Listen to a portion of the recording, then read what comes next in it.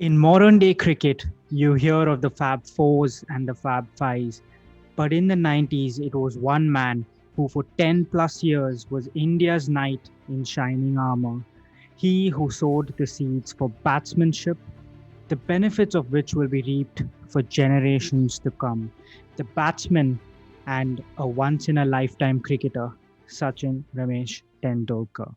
He was born to rule the game, born to chase impossible dreams, born to be one of the greatest batsmen ever, a batting genius, one of the greatest sons of the soil.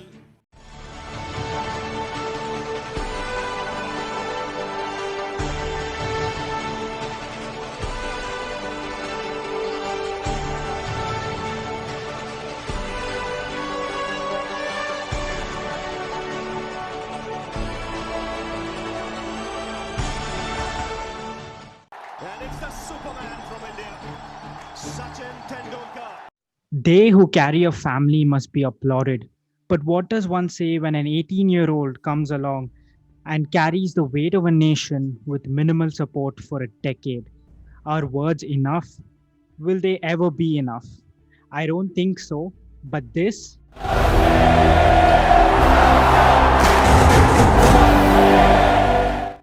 chant says it all.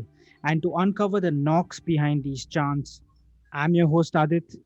Joining me is my co host Gaurav, and this is part two of our series on Sachin Tendulkar, covering the period from 1990 all the way until the 2003 World Cup.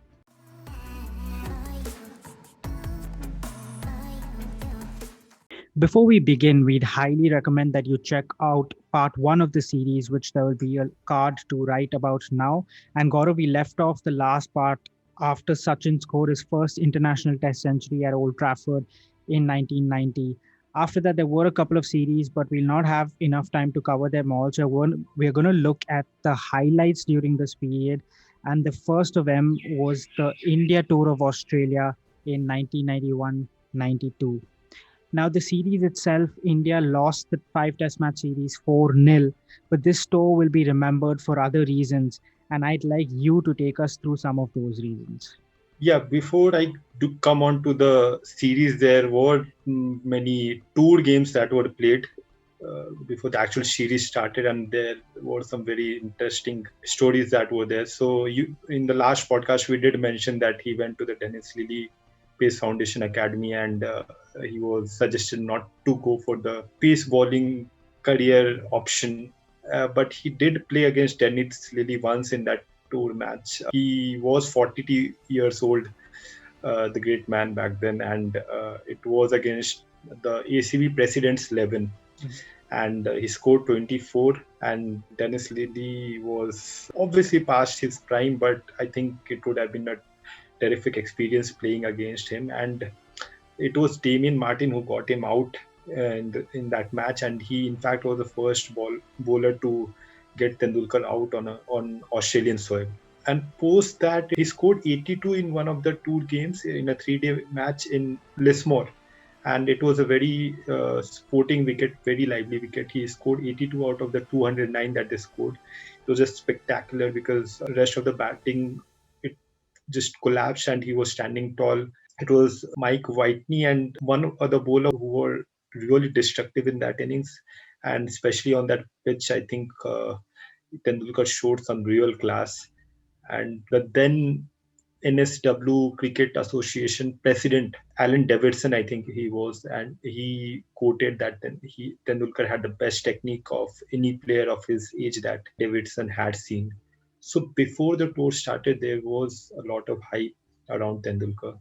They lost the first test. They lost the second one as well, and they moved on to Sydney, which was Tendulkar's favorite ground outside India throughout his career. He had some terrific knocks there, and Sydney was the first time we actually saw the unfolding of Tendulkar, the test batsman. Obviously, he had that 100 at Old Trafford, but here it was much different against McDermott, Hughes, and the Australian bowling lineup back then was a very commendable one. Sydney was a relatively easier batting wicket, but he really cashed in onto it. Ravi Shastri did score a double century in that innings as well, and they had a very memorable partnership. Yeah, and that 148 made him the youngest player to score a test century on Australian soil at 18 years and 256 days.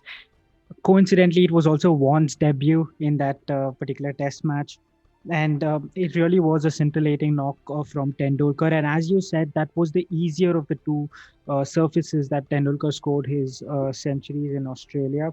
And the next one was at Perth in the fifth test match of this series. And that Perth wicket was a lively one, wasn't it, Gaurav? If you look at Perth now versus back then, there was a lot more bounce and a lot more pace in that particular wicket. And Merv Hughes, if I remember, Sanjay Manjrekar caught Vengsakar. Also, he quickly departed.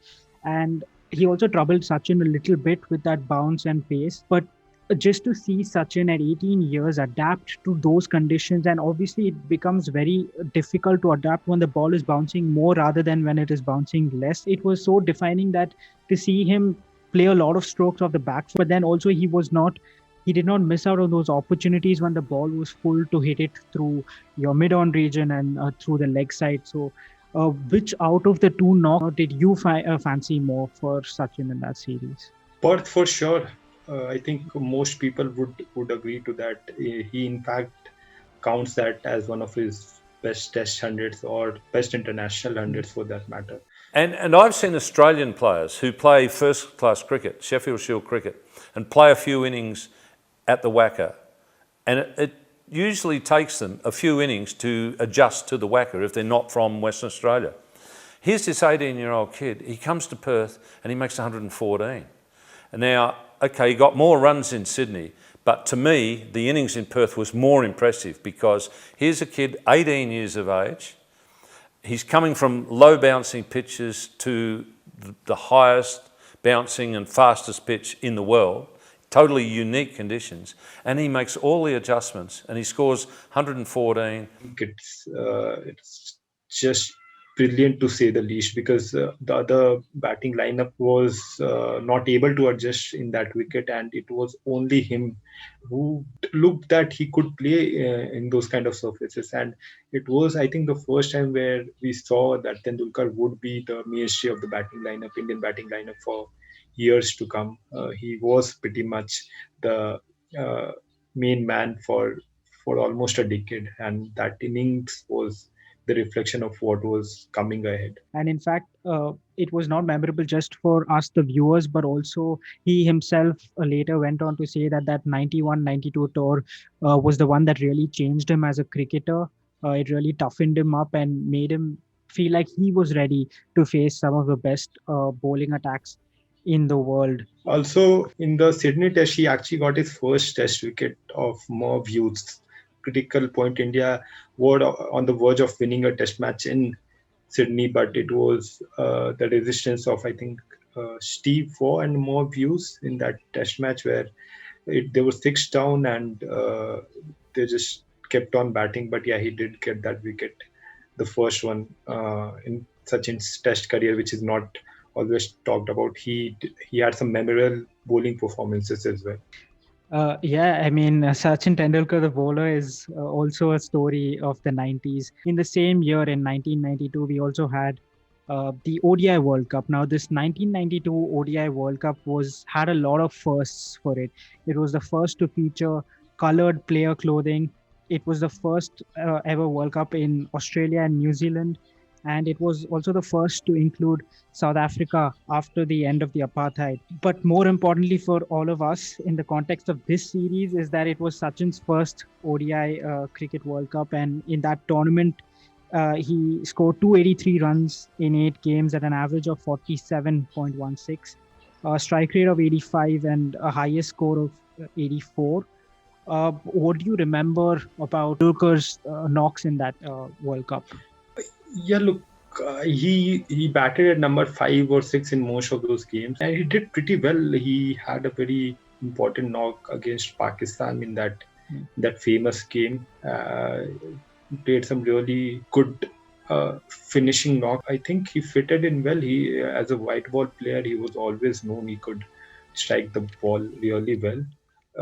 So yeah, I mean, nothing that stood out for me really in that World Cup, but it's just the temperament. I think I would say that playing at the big stage, he seemed to be liking the stage, and playing against the best of bowlers, he seemed comfortable.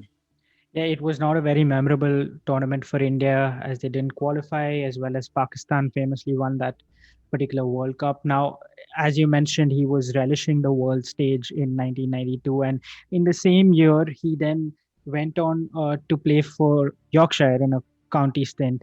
And in fact, Sachin became the first ever overseas player to represent Yorkshire. Before this, Yorkshire didn't even recruit players from outside of Yorkshire. To kind of role did it play in his career? I think it played a huge role because when you do play in England, I think his performances in England speaks for itself. In the later years, he had some memorable knocks, and over the years, we have seen players who have gone to England and played the county stint have come out as a better player. You talk about Zahir Khan, I think is the biggest example. 2006, in fact, he went to play for the county stint, and he just came out as a different bowler. So it's always a great thing playing in England because it's one of the toughest places to do for, especially for a subcontinental batsman. And yeah, against Lancashire, he scored 100. Yeah, he did pretty well as he played 16 games during his stint with Yorkshire, scoring 1,070 runs at an average of 47. Uh, the next sort of highlight in Sachin's career came in 1993 when he scored his first ever Test century in on Indian soil. Because up to this point, he's played majority of his cricket away from India, right from his first tour to Pakistan and then England, Australia, the World Cup, which was again in Australia and New Zealand, and he came to Chennai. It was the second Test match against England, and he scored 165 runs. And I think this inning sort of really started his love affair with Chennai, as we'll see throughout his career. What are your thoughts on that particular innings from Sachin? Yeah, when you talk about the 5 or 6 best Test hundreds that Sachin has scored, this one wouldn't come in that, and purely because he made it look so simple. Yeah. I think for someone of his age, if you go look back at the innings, the purity of stroke play and just the ease with which he uh, played in that Chennai track, because the thing is he had been playing, as you mentioned, in foreign conditions most of the times. So coming back to India against strong bowling lineup. Yeah, India also won that particular test match. In fact, they dominated that series, and it was good to see Sachin scoring this 100 because that bowling attack, as you mentioned, had some notable names, but also it had a lot of variety in the form of Tufnell, who was a left arm spinner. You had leg spinner in Salisbury, and you had all kind of bowling, and Sachin just made it look like he knew what he was doing every single delivery of that particular knock. Now, coming on to 1994, where Sachin first opens the batting for the first time in ODI cricket. It was a match against New Zealand in Auckland. New Zealand scored 142, and India won that game pretty easily. Sachin scored 82 of 49. And I remember when he came out to bat and he started uh, hitting the ball. So for the commentators suddenly were talking about, wait, is this the same deck that New Zealand batted on? Uh, what was your thoughts? I think it was strange for almost 70 odd games he played at in the middle order at number 5 or 6. And that game that you're talking about, obviously Sidhu got injured and he literally begged to open the batting. Azharuddin, the captain, and Ajit Wadekar, who was the manager at that point in time, they had no other option. They had no other reserve openers, so they had to send him. And as you said, I think it was the first time, at least I could remember, where the opener was hitting the balls in the air over the 30-yard circle.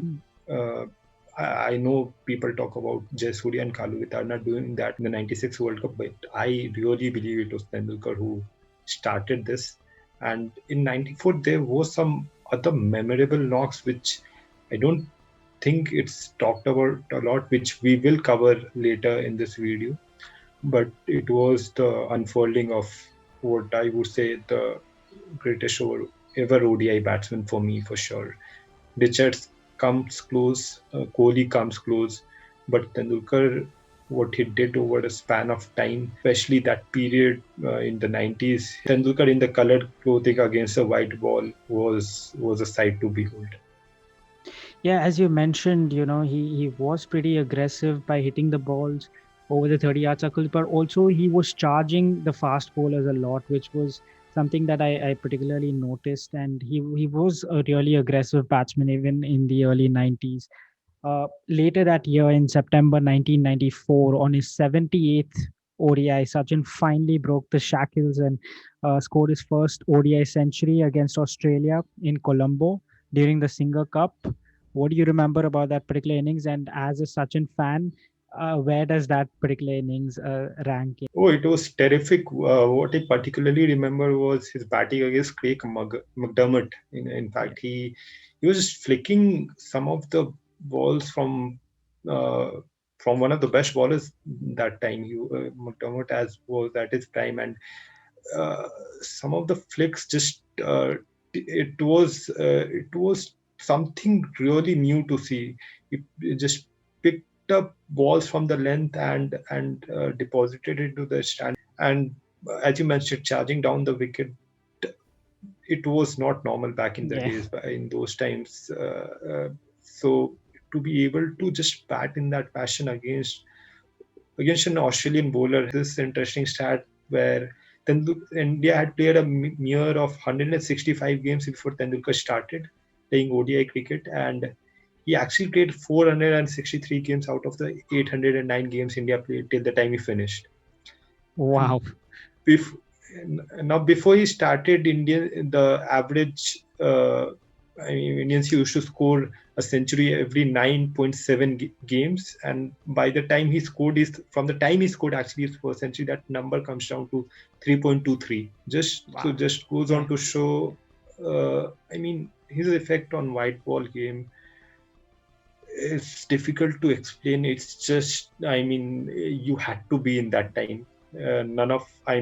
Either of us were not there back then, but just looking at the highlights, you can, it still gives you goosebumps for sure. Yeah, you mentioned, the pickup shots and against McDermott, and that's exactly what I've put down in my notes here because there's one particular pickup shot where he just there was no follow through. It was just a pickup shot over square leg for six. That shot just sticks to mind for me.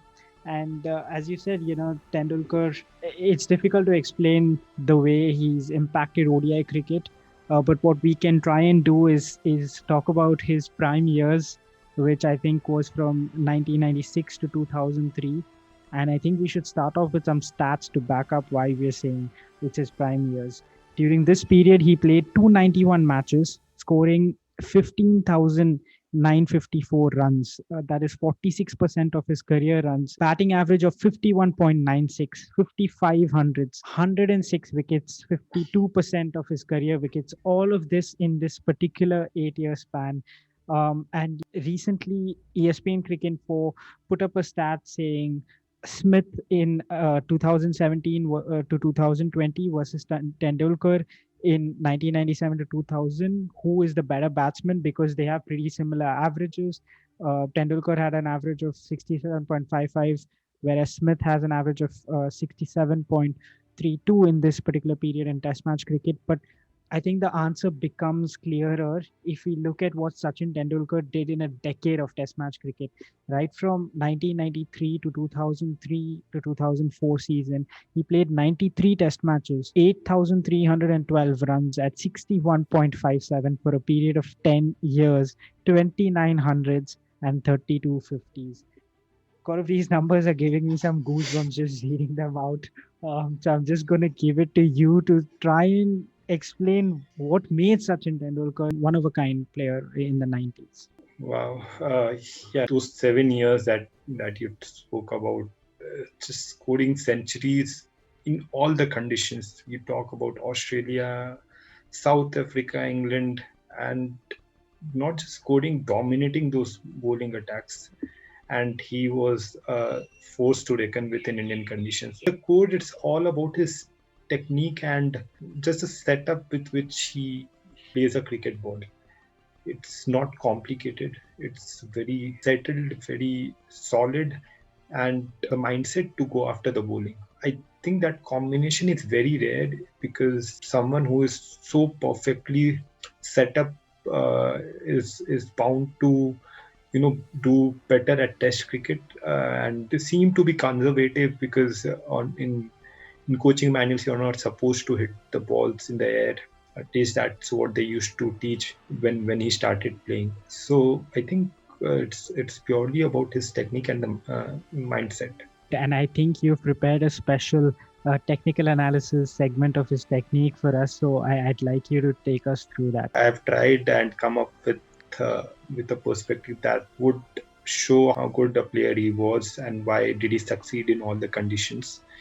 Now, the three things that I'm going to talking about. There's the stance, the backlift, and obviously the trigger movement. When you look at his stance in his prime years that we spoke about, especially post 96, 98, it's amazing how he never changed his stance. It was pretty similar throughout the time, till the time he ended. So it was a very upright stance. He used to take guard on leg stump and sometimes even outside leg stump. In comparison to that, when you see that image of the 92 game, he is very much leaning onto the bat and the head is falling over to the off stump. But because he had such a great hand-eye coordination, the chances of LBW was lessened because of that. Also, rarely he did fall over to the off stump and play around his front pad. So he obviously got out LBWs, but that was again because of the error in judgment, but not because of the technique. But the change in stance in that 96 season started, and I think nobody mastered the art of a perfect stance in modern era better than Tendulkar did. The reason I say this is, if you really look at his stance, the head and shoulders are a bit more open than in a perceived classical stance, and also the hip are in the same place as the shoulders are. Now that's approximately pointing towards the non-striker, and because this setup I think allows him to pick up the ball better with the right eye. Because you should take guard on the leg stump and outside, scoring shots on the offside were greater than if you take a stance on the middle stump.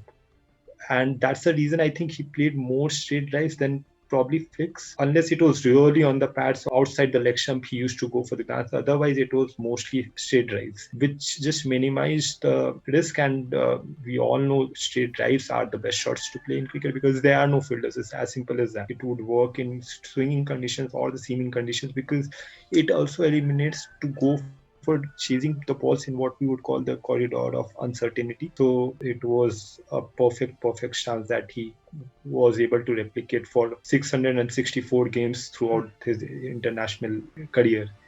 Now, when we actually talk about the backlift, so backlift is something that's very natural as well. Now, he had a low backlift with high wrist cocking is what we would say. Now, wrist cocking is something that enables the bat to come down with more power. Now, for cricketers who have been born and brought up playing in pitches with low bounce, they normally have this kind of backlift because you have to get to the pitch of the ball quicker than what you would do in a bouncy track. And it allows you to play the drives and the flicks easier as well. Also because of the power that the wrist generates to the wrist cocking. So Tendulkar had those kind of backlift, but it's amazing how he was never troubled even in bouncy pitches. Now that was what stood out to me, because if you see someone like an AB de Villiers or a Brian Lara, they have their wrist almost going towards their midriff or even higher. But with Tendulkar, the wrist used to come up around the waistline. So it was not a very high backlift. Even then, the ability to play on bouncy tracks,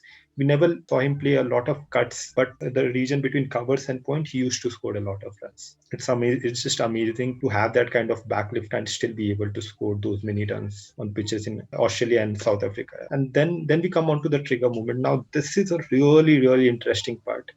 So Tendulkar was not known to have a trigger movement, whether back and across or just having a big stride forward. It was very instinctive, I think, and I honestly believe that trigger movements are something that's very subconscious. It's very difficult to have a control on that. But then it was very simple, solid, and uncomplicated. Now, this picture that you see on the right, it was game against Pakistan in the 2003 World Cup. In the second over, that famous over where he hit Shoaib Akhtar for a 6 and 2 boundaries. The ball is still in the hands of Akhtar, and he has already made a big stride forward towards the off stump. And on the other side, it's against Waqar Younis. There is no movement of the feet, and the ball is almost about to release. It's still in the hands, and mind you, both the balls were pitched around the short of good length stuff, and he was able to flick both of them in two different ways. In one case, he did have a trigger movement of the feet, and in the other case, there was no trigger movement. I cannot get over my head that how he was able to do that,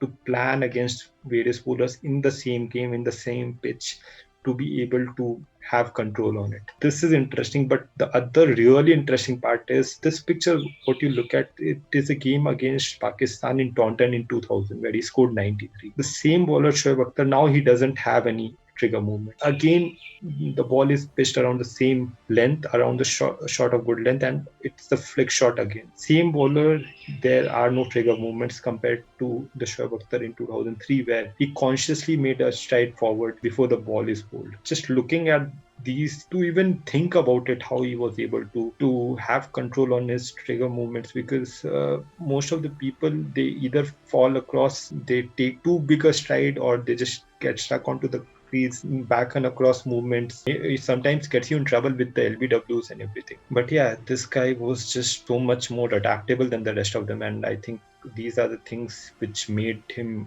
so much more successful in various conditions. To me, Sachin was the greatest all-round player.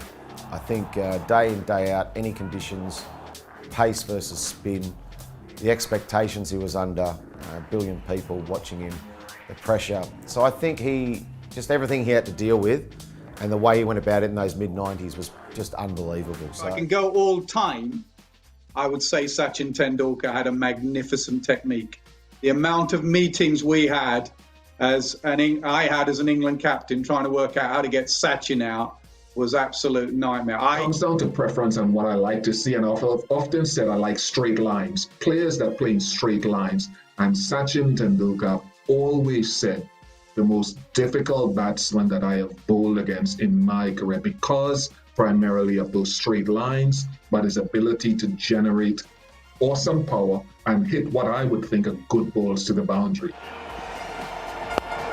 Oh, that was glorious. I don't think there's anybody who plays that shot better than Sachin Tendulkar.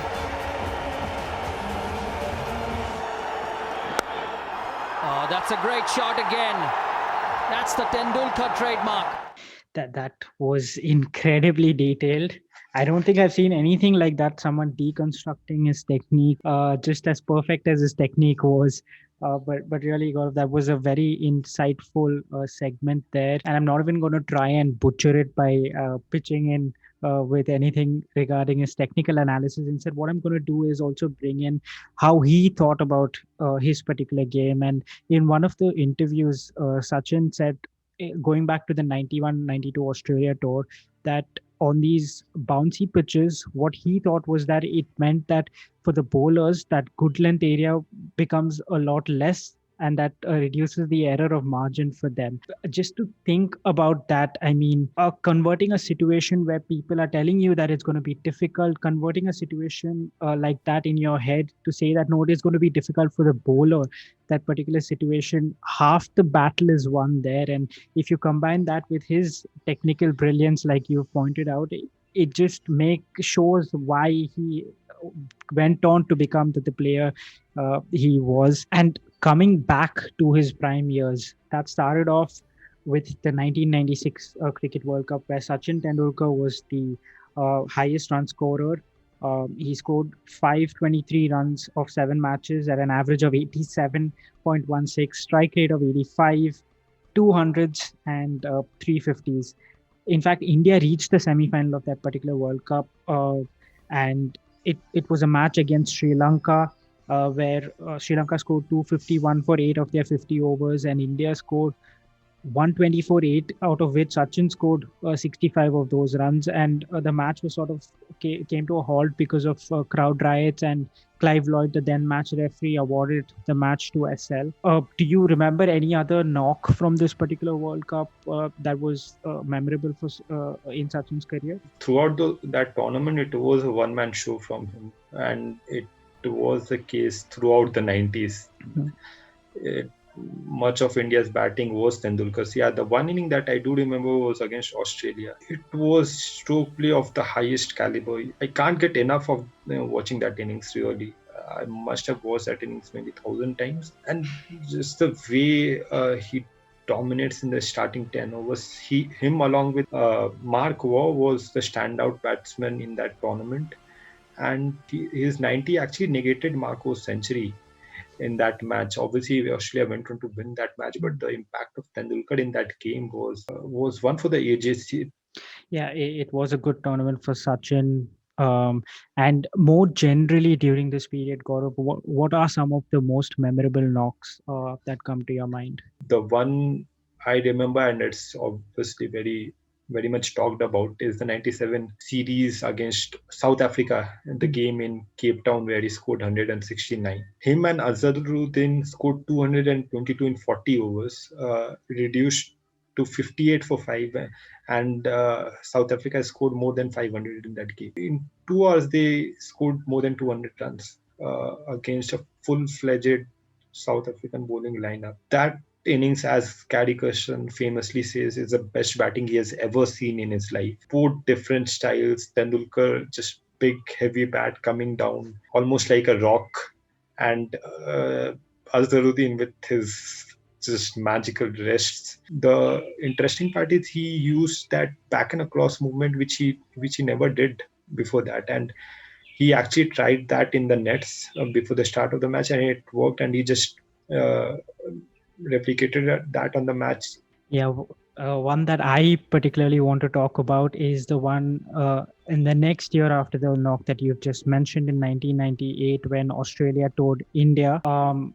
Now, this particular tour, just a little bit of a backstory. Australia were missing a lot of their key players on this tour, like Bevan, McGrath was injured, Andy Bickle as well. And only 2 of the bowlers, Vaughan and Rifle, had played Test cricket in India before this tour. Now, coming on to the tour itself, I want to talk about one of the matches in Chennai, which started on 6th of March 1998. Coincidentally, my date of birth and place of birth.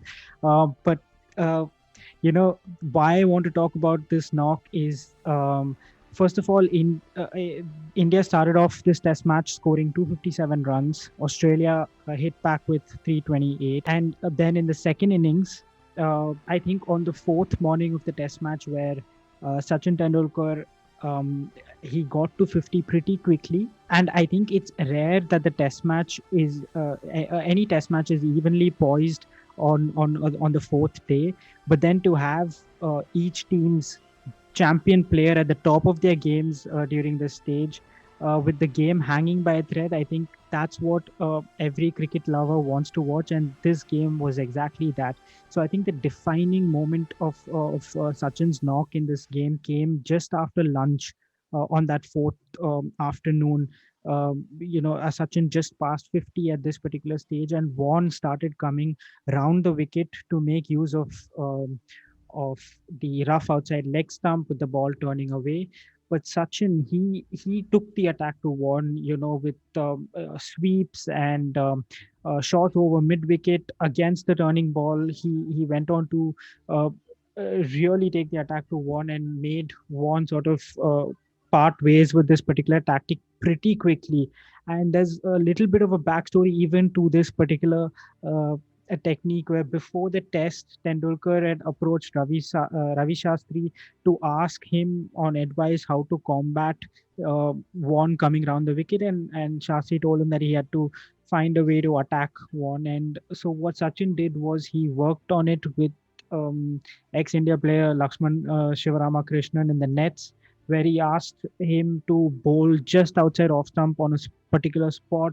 And for 4 days, Tendulkar practiced with him, and that proved to be a masterstroke. And really won that battle against Swan, and also India won that particular game by 179 runs.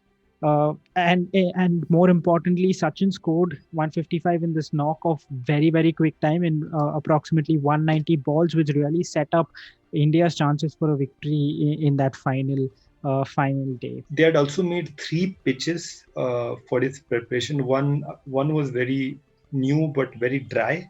The other one was underprepared and it was kind of dusting.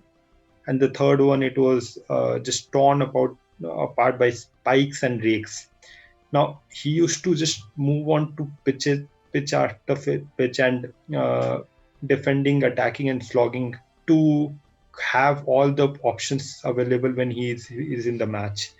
Now it was obviously a great build-up, Tendulkar versus Vaughan before the series, and we had seen some of their battles before that, but it was really this series where we got to see the best of the battles. And Tendulkar hands down, he obviously got him in the first innings, caught at a slip in the second innings, as you mentioned, round the wicket, bang goes Tendulkar over square leg, and just the audacity to do that to the leading leg spinner in the world. Yeah, the fact about him preparing 3 wickets for him to practice on, that is something I did not know, but it just shows that the man loved batting, loved to practice.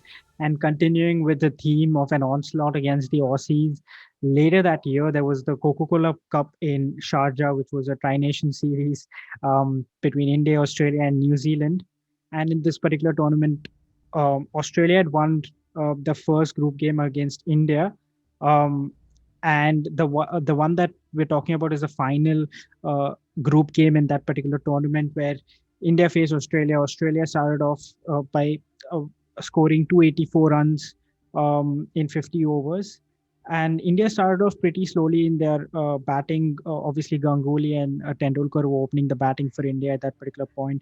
And I think the score was 16 runs of 5.4 overs. And I'm mentioning this because that's where I think Sachin really switched on. So it was Kaspovich bowling to him, and he just charged down the wicket and hit him for a six over mid wicket. And then immediately the next ball, he kind of anticipated that it was a short ball coming, stood back and just smashed him for another six over a square leg.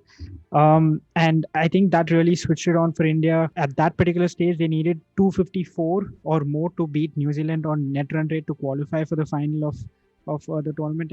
And famously, there was a storm that interrupted the match after for about half an hour. And then after that, India had a revised target of 276 and 46 overs. And Sachin famously scored his 143 of 131 balls, which was called the Desert Storm knock for obvious reasons. But it was because of this pace that he scored at, which helped them be ahead of the score. They lost the game, but they were ahead of New Zealand in net run rate. They went on to the final, which was played a couple of days later, and it almost seemed like Sachin just picked off from this particular group stage game. Again, scoring 134 of 131 balls. India won the match against Australia pretty comfortably in the end, where Australia scored 272 for 9 of their 50 overs, and India finished it in 48 and a half overs. Sachin was a leading run scorer in this tournament.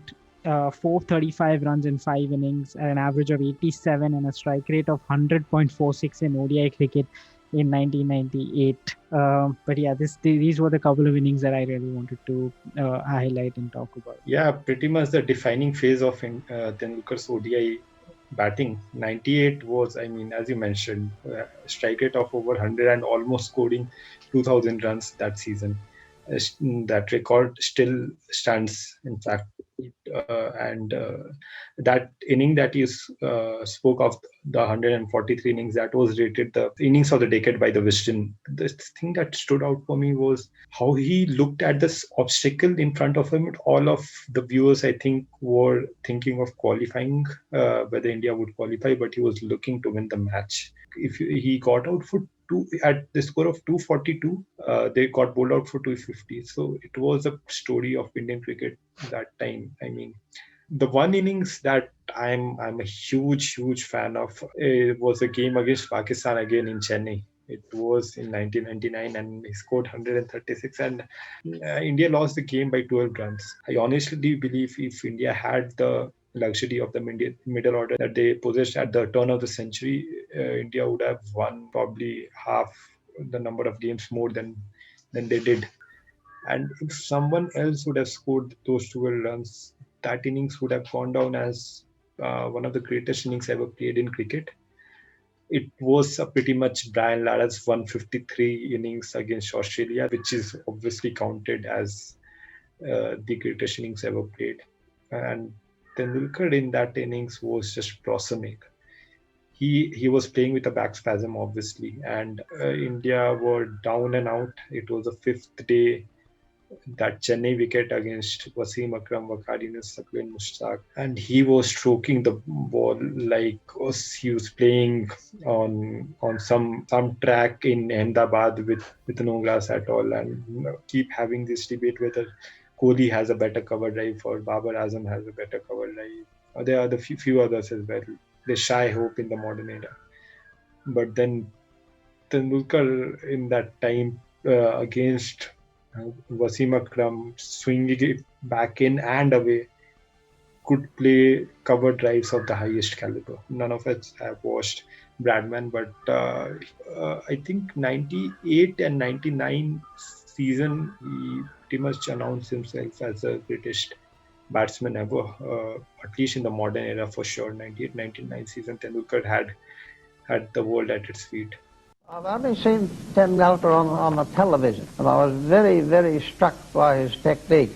And I asked my wife to come and have a look at him, because I said, I never saw myself play, but I feel that this fellow is playing much the same as I used to play by looking at him. And she had a look at him on the television, and she said, yes, there is a similarity between the two. I can't explain that in detail. It was just his compactness and his stroke production, his technique. It all seemed to gel as far as I was concerned. That was how I felt. I feel great to be compared with Sir Don Bradman, but looking from his angle, I feel it's very unfair on part of Sir Don to be compared to me, because he has played cricket for 20 years and I've just played for 7 years.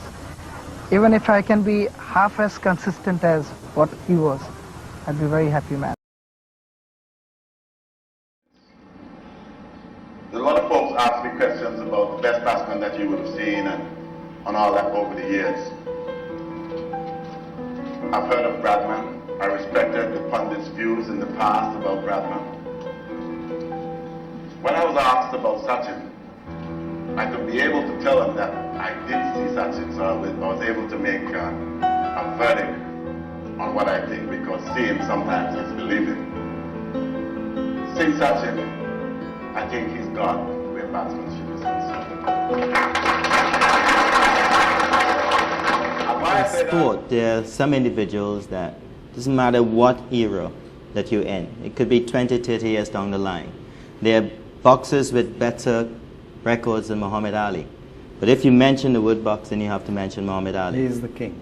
Basketball, you have to mention Michael Jordan. There might be players on the verge of breaking records that he has. And when you speak about cricket, I would speak about Sachin Tendulkar. And Laura. I would speak about Sachin Tendulkar.